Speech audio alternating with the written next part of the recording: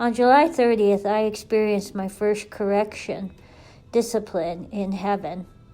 I had had a beautiful morning with Jesus and Father in heaven.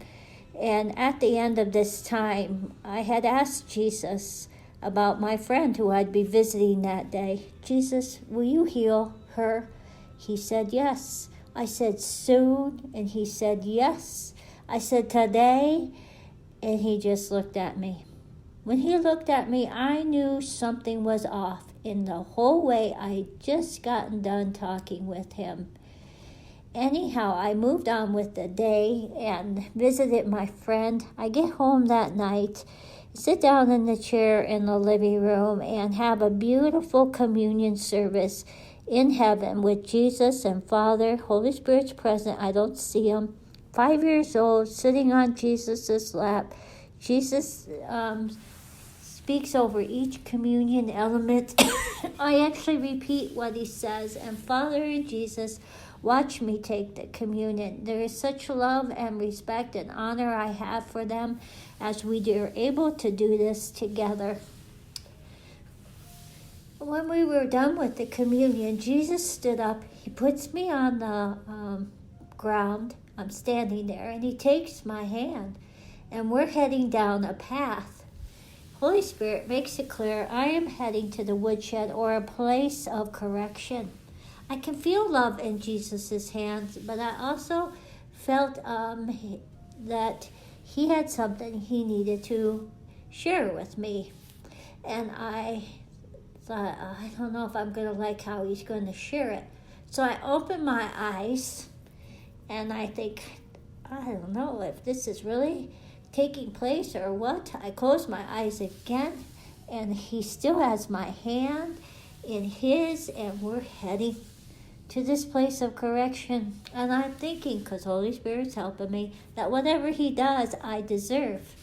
And I still didn't want it to go forth, though, so I opened my eyes, and I'm thinking, do I stay with this? Is this right? I close my eyes again. He still has my hand, Jesus does. And we're heading down that path. You know what? I opened my eyes again, maybe shut them one more time, but I opened them for one more time, and I thought, I'm not closing them again. Wrong choice. I'm sitting in my chair. My backside became so warm with a feeling of like I had been switched. And it was actually uncomfortable to sit in my chair. And I thought, my gosh, he went through with it. He actually switched me. I felt like he had switched me. You know, that night, Holy Spirit was speaking with me, and the next day I was in Proverbs, I was in Hebrews 12, I was in the book of James, and I wasn't feeling condemned. It wasn't condemned. It was just like a loving correction going on. I had felt more loved through those scriptures than I have ever seen reading them before. Well, the morning I had stood at the kitchen sink, and I realized that Jesus was standing next to me. I had to ask him, Jesus, did you really switch me? And he said, yes. Teresa, had you had stayed in that encounter, you wouldn't be still feeling the after effects of that encounter. So he didn't hold it back any punches, did he? But anyhow, I still felt his love. So I'm going about the day. Beautiful time of fellowship with the Lord. That night I sat in my chair, and we had a communion, like I said, the night before. And only it was a little different this time. I'm on Jesus' lap. Father is to the right of us, and there's Holy Spirit standing up right behind Jesus. And I know he's there. I can see him now, and he's tall, and I thought, he's going to help me. I knew he was helping me.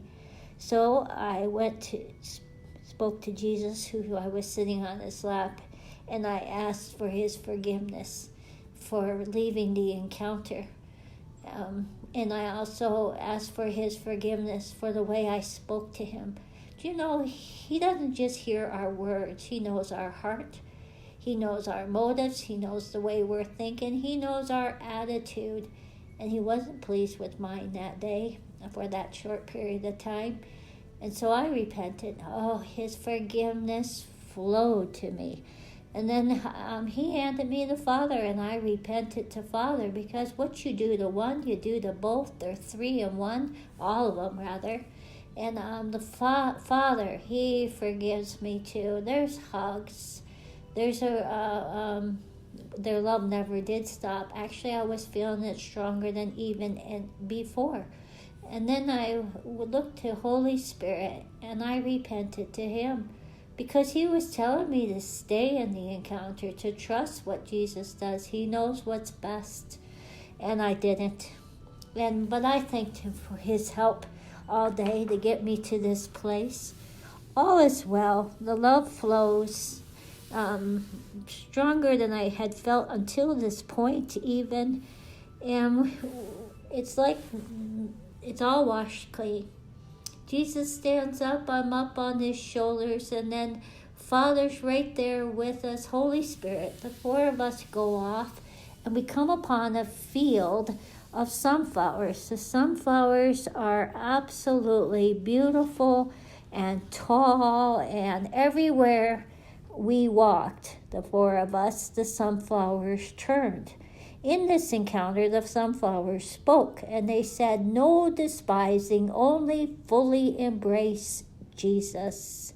No despising, only fully embrace Jesus, even his correction." So they said that a number of times, and it was like it just went into me to not despise the correction of the Lord.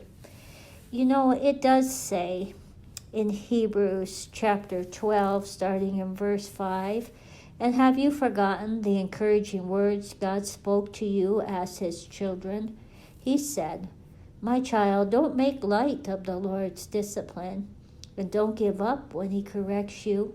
For the Lord disciplines those he loves, and he punishes each one he accepts as his child. As you endure this divine discipline, remember that God is treating you as his own child. Who ever heard of a child who is never disciplined by its father?'" Anyhow, it goes on. The Lord loves us. He always has and always will. And he's willing to discipline us when we need it. And I'm thanking him for such an encounter that just proved his love in a way, showed me his love in a way that I could see, feel, hear, and experience it, that it impacted me so that I want to embrace his discipline all the days of my life. The Holy Spirit assured me that there'll be more times ahead. He says, while you're here on earth, you're going to keep growing, grace to grace, glory to glory. Just keep your hand in Jesus. God bless you. Have a great day, night. Bye-bye.